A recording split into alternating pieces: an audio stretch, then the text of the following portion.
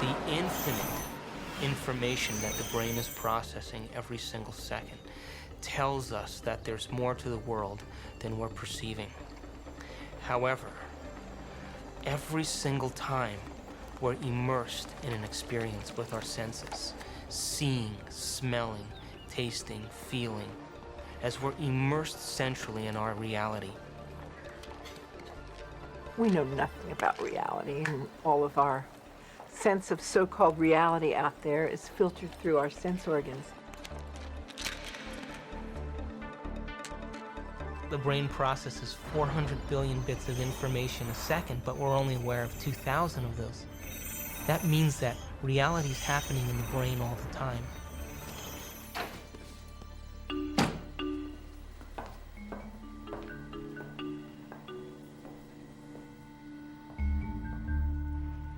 You should try it.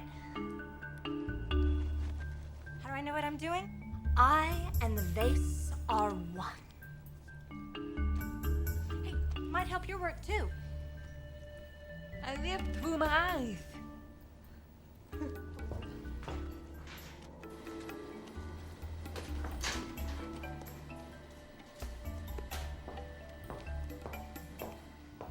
Acting in reality.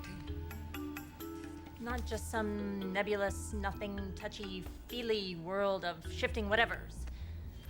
If it's real, I want to see it. The eyes are, in some senses, a camcorder because they are taking that information and they're storing it, but you're not really able to get it to mean anything until you actually put it all together. So in some senses, it requires the editor's table to really put the whole thing together, to put the movie together of what your life and your world is actually about. If I get out of bed in the morning, okay, and I suddenly decide to take very seriously the claim, which is surely a true claim, that I don't know for sure if my eyes are working correctly, okay?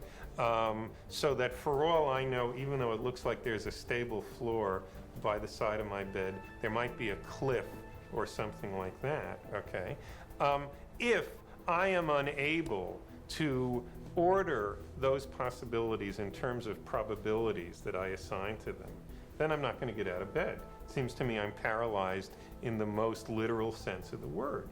Okay, I'm not, I'm going to have no idea how to literally take the next step. It's definitely the case that we know that my eyes might in principle be deceiving me at any moment. We've had experience of people before, subject to hallucinations, and even if we didn't, we don't know how to prove as a fundamental matter that our eyes never deceive us. That's absolutely right. But when we make the decision to get out of bed in the morning, we are assigning probabilities to the various hypotheses compatible with my seeing a floor by the bed. One hypothesis is there really is a floor there, and that's why I'm seeing it. Another hypothesis is my seeing the floor is a hallucination, and there's a cliff there. By getting out of bed in the morning, you endorse one of those hypotheses as more likely than another. Well, ultimate reality, I think, it very frequently depends a lot on how a person perceives it and what they actually think is the real reality of our world. If the brain is processing 400 billion bits of information and our awareness is only on 2,000, that means reality is happening in the brain all the time. It's receiving that information, and yet we haven't integrated it. But if we're given knowledge and information outside of convention, outside the box of convention, where say we merge quantum physics and neurophysiology, and the brain is asked to contemplate, or we're asked to contemplate on that, and examine the what-ifs and possibilities and potentials, and associate our knowns with our experience of what we know, and repeat it over and over again, the brain is going to start to integrate two independent neural nets, and it's going to create a new vision. And that new vision is going to be like taking a flashlight and shining it from those 2,000 bits of information that have to do with our body and our environment and time, slightly over in the dark and looking at something new. That's called realization.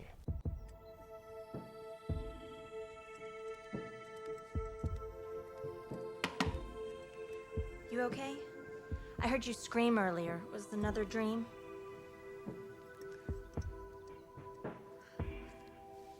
you were an Indian, watching Columbus's ship materialize out of thin air. Wow. And this medicine man kept hitting you. Cool. Hey, maybe it was a past life, or a parallel reality, or a future life. Katria.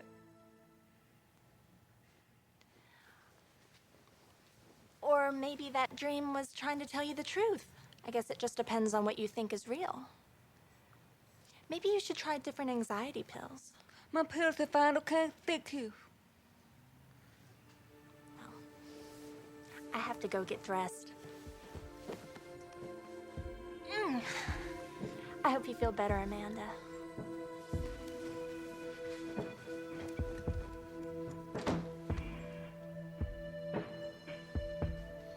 God, Amanda.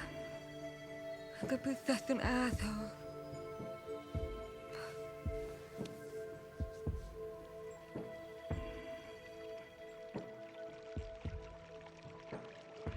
People ask me, why does quantum mechanics matter, given that it's little tiny stuff and who cares? There are three possible answers. From a practical point of view, it doesn't make any difference at all. I mean, you still have to go to work and drive your car and do all the rest of it. From a second point of view, it actually infiltrates everything in the world, especially the world of electronics. When you go to the supermarket and you do the scanning at the checkout, that's a quantum mechanical effect. But I think the important part is the third one, which is essentially a philosophical issue. Why are philosophers so passionate about deconstruction the assumptions of the world? I finally got it. I got it as a result of looking at quantum mechanics and comparing it to classical mechanics. They present two very different ways of thinking about the way that the world works and about what we are. So from a classical perspective, we are machines. And in machines, there's no room for a conscious experience. It doesn't matter if a machine dies, you can kill a machine, you can throw it in a dump, it doesn't matter. If that is the way that the world is, then people will behave in that way. But there's another way of thinking about the world which is suggested, it's pointed to by quantum mechanics, which suggested that the world is not this clockwork thing, but it's more like an organism. It's a highly interconnected organismic thing of some type, which extends through space and time. In that kind of environment, what I think and the way that I behave has a much greater impact, not only on myself, but on the rest of the world, than it would if it was a classical world. So from a very basic point of view having to do with morals and ethics, what I think affects the world.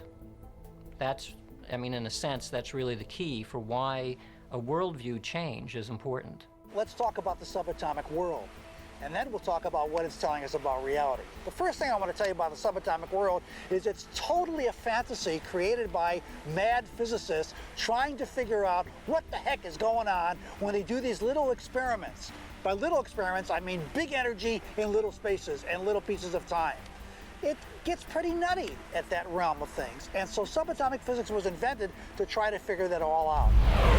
We need a new science down there. It's called quantum physics, and it is subject to a whole range of debatable hypotheses, thoughts, feelings, intuitions as to what the heck is really going on. So on the one hand, you had a theory which from the conceptual standpoint was profoundly puzzling, and on the other hand, from the practical standpoint, was vastly more successful than anything we had ever seen before. This is the kind of situation that produces the tension that all of the investigations of foundations of quantum mechanics are feeding off of since then. Because on the one hand, this is an acutely paradoxical, puzzling, conceptually confusing theory. On the other hand, we have no option along the lines of throwing it out or neglecting it, because it is the most powerful, proven tool for predicting the behaviors of physical systems that we have ever had in our hands.